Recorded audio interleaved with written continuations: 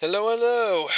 Okay, I hope everyone had a good weekend. My weekend was alright, with the exception of one little matter that thankfully didn't actually turn out to be a matter, but it still kind of ticked me off, right? Rightfully so. Long story short, I have a 357 Desert Eagle, okay? My mom said I could go in her bottom field and target practice with it if I want to. Because where she lives, it's back in the middle of nowhere. We're country people. We like our hills and our trees, and not like rednecks or anything like that. Not that there's anything wrong with rednecks, but we're just country people. And everyone back there has about 10 acres or more, of land. So, yeah, there's other houses, but we're not really close to each other. Anyway, so I go down there and, I shoot off a couple clips because I got the new ammo, I was testing it out. And through the woods, you can actually hear other people when they come outside and if they're talking because their voice echoes through the woods. And I don't know if the guy was calling the cops or calling his dad, who's the homeowners association leader or whatever, who thinks he has power, but he really doesn't. It's a really big joke, actually.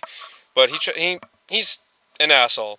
Sorry to say, he just is. He'll give you a hard time for no damn reason just because he thinks he has power. Anyway, I can hear him through the woods talking to someone, spouting off something. Yeah, it's like a 44 or 45 and all, and I just got home. I heard all these shots, and I think something's going on over there. I don't know what's up and all, but it's just going on and on. I'm like, are you freaking kidding me? You got all these other people shooting around here because it's hunting season, or at least it was. I think yesterday was the last day or something. And around the same time I was shooting my gun, you could hear other people shooting guns much bigger and much louder than mine all over the place in that area. I mean, I counted at least 10 other shots, aside from, my shots. And it just really irritated me a little bit because I mean, there's other people that are across the road that target practice all the time and they're always shooting their guns and whatnot, and it's right by the same house and all that I could hear this voice from.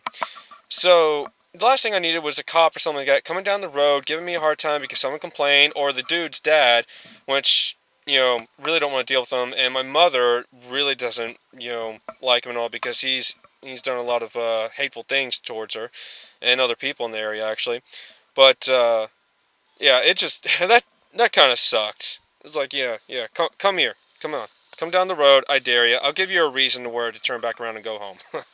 uh, anyway, get about here. I forgot the guy's name at the moment. I'll try and put it in when I upload this, but yeah, it's another Smogon battle. I had a couple others before this where I just got hacks the living shit out of. I mean, hardcore hacksage.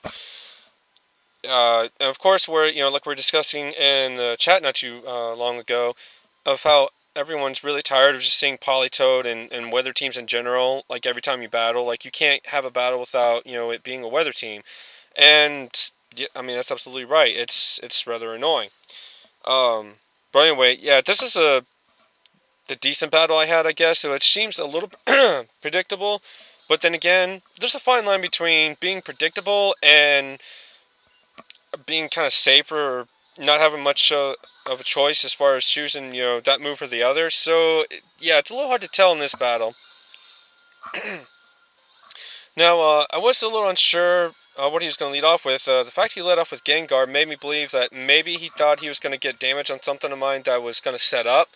And so since Gengar is, heavy on special attack, he could do some, hefty damage.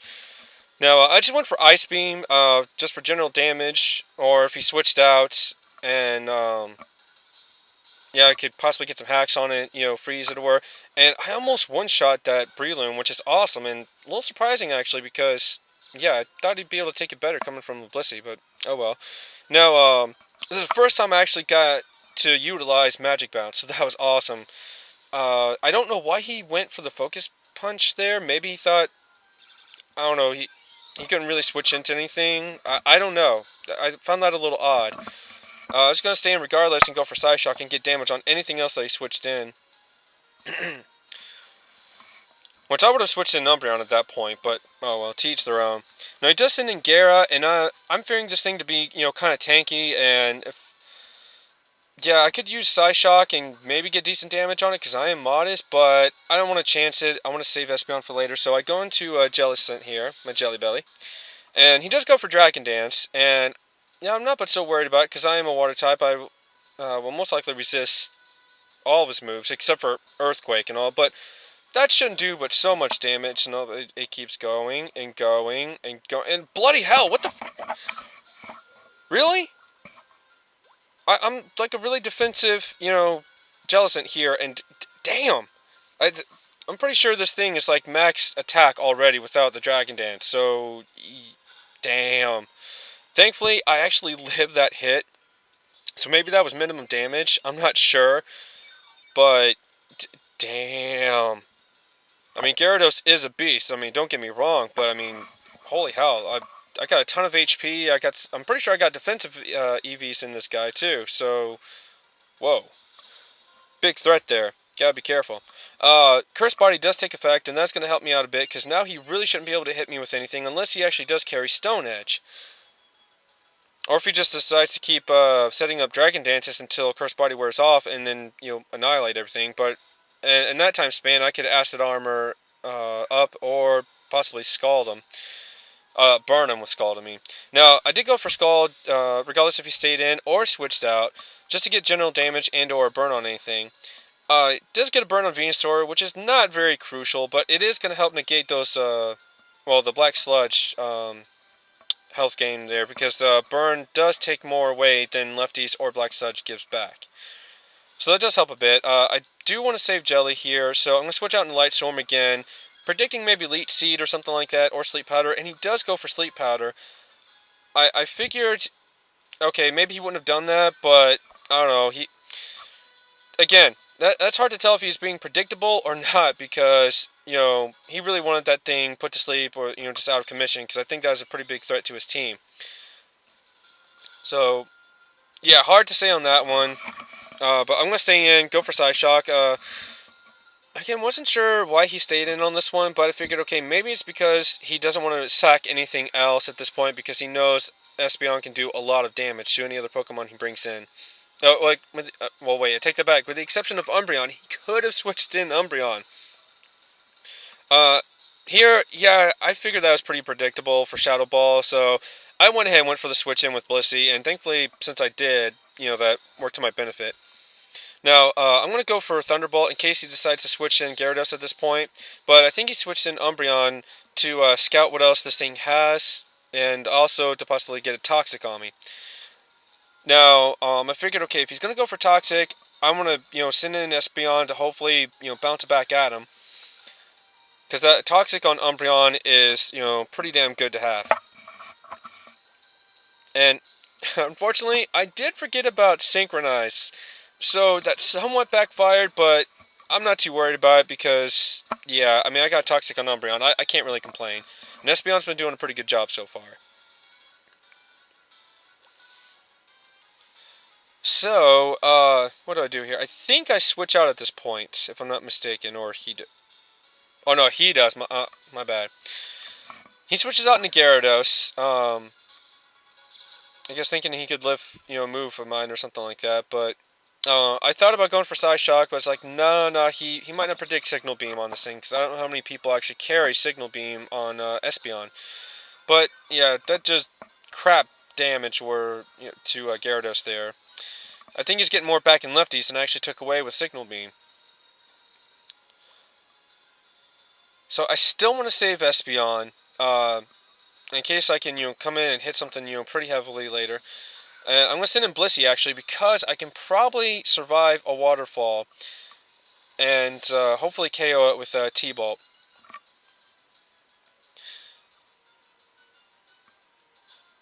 Now, I've KO'd Gyarados before with Thunderbolt and Salamentus with Ice Beam.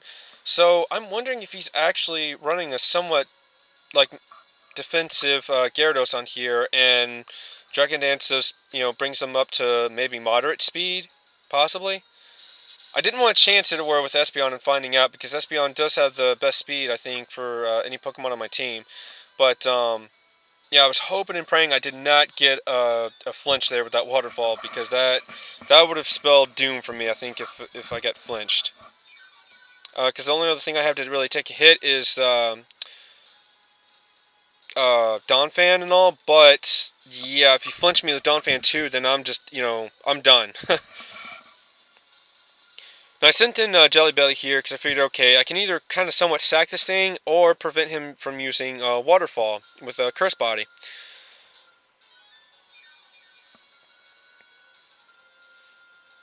So, yeah, in either case, I'm just kind of sacking Jelly right now. And my plan is to come in with Donphan and Seed Bomb it, because it's at low enough health to where I think I can kill it with Seed Bomb, but even if I don't, I can revenge kill it with, well, yeah, I guess in a sense revenge kill it with Ice Shard.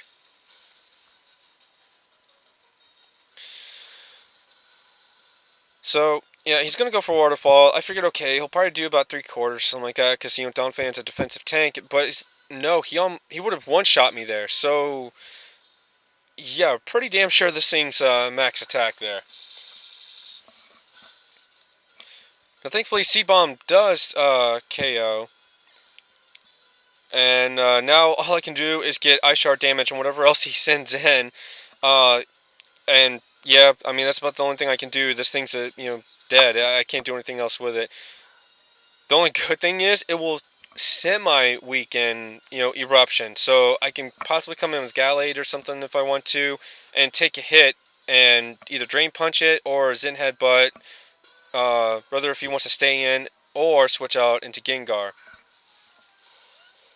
But I figured, you know what? I want Garchomp to get some action here. And since he's stuck, in Eruption here, I figured, okay, I can probably set up or get some damage. So I'm just going to go for Stone Edge in case he decides to stay in. And, despite the fact I resisted, I'm not really defensive on either side. So, yeah. Yeah, didn't want to set up and then, take too much damage away from that and, not even get to use Chomp. Yeah, if he did switch out into Gengar, I figured, at least I'll get some damage on it. And I didn't want to go for Fire Blast, because if I did, and he stayed in with Typhlosion, that would have done, jack shit for damage. Now, here he reveals that he has Dark Pulse on Umbreon, which is kind of different. I think I actually used to run that a long time ago, back in the day. But here, I overpredict. I thought he might switch out, since he knows I have Signal Beam now, and he'd go into like Typhlosion or something like that. But no, he stays in. I guess either he thought he was going to sack Umbreon or predicted me to do that. Again, that's a really tough call right there to make. So, yeah, I just pretty much, let Espeon die there due to overprediction. It happens to the best of us, doesn't it? I mean, what are you going to do?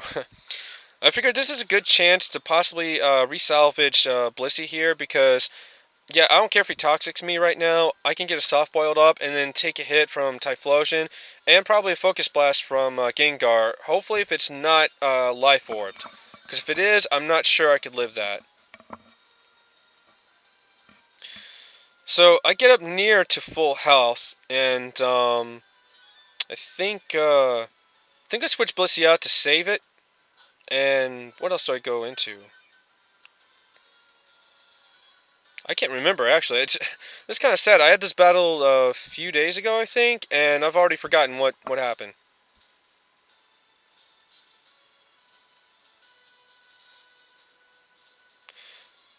Okay, so he's actually going to switch out back into Typhlosion.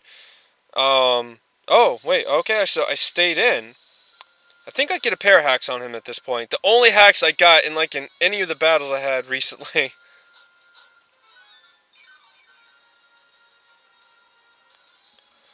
Okay, so still looking good. I am still close to full health here. And I'm actually going to go first, so... You know what? That actually makes me wonder. Was he spexed or scarfed? Now that I think about it, he may have been spexed. Nah, maybe not, because, yeah, he's in Blaze range, and if he was spexed, he would have done more damage with Flamethrower. Okie dokie. Well, I still thought I wouldn't have completely outsped or due to the Paralyze, though, because Blissy's pretty slow. It doesn't matter. I'm just rambling. Now, yeah, I kind of didn't want anything else to take, Flamethrower within Blaze range, so, yeah, this is kind of a tough call here as far as what to go with, what to do with Blissey, because, yeah, if I switched out, someone else would take major damage, and I could still switch Blissey in and not be able to take a Focus Blast. He does go for the Focus Blast, it is going to hit, and I think that does KO poor Blissey. Yeah, definitely. If it didn't, I would be, awestruck there. So now, I've got to hope that I can score some damage on this guy and let Gallade come back in and kill it off with Shadow Sneak. Because, yeah, that's doing a good deal of damage there. And I go for Stone Edge, because that will do more damage than my Fire Blast will at this point. And thankfully I do hit, so hoping at that range I can kill with a Shadow Sneak. I think I'm pretty close to max attack on Gallade. So yeah, that's somewhat of a close call, because that's right at the point where Shadow Sneak might not do the job. But here's hoping. And thankfully it does. And I have lived Shadow Boss before, but sometimes that might be due to minimum damage, or I'm not sure. It's been really close before. So I think it's probably kind of 50-50. So I do outspeed, of course, in this case where the game's in the bag. Umbreon goes down, and that is good game. I'm gonna have to remember this dude's name. I thought I put it down somewhere, but oh well. If not, I'm gonna have to do like second and just put Smogon Guy #1 or something like that. Anyway, hope you all enjoyed. Sorry it was such a long battle. Yeah, that's pretty much all I get. I'm rambling now. I'm tired. It's been kind of a long weekend in a way. And hopefully I'll have a more decent battle up for you guys soon, and one that's not quite as long. Alright, everyone take care. Comment, like, subscribe. Peace.